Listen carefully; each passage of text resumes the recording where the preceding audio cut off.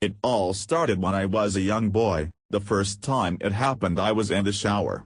I was only playing with it, but it felt different. Much more sensitive than usual. The feeling started in my toes, and worked its way up to my stomach, like waves of spider silk caught in a soft breeze. I knew something was different, and it felt wrong, but it also felt nice, like when my uncle came into my room at the family barbecue the previous year.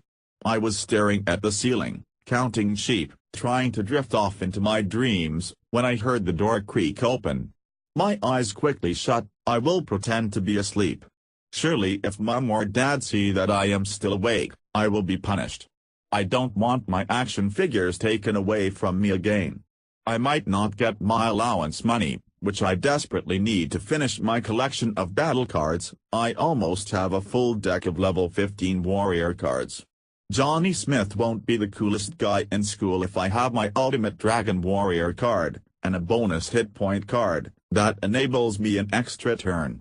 My thoughts were suddenly cut short by the hard and swift feeling of being grabbed by the shoulders, my mouth covered by a large, grown man's hand.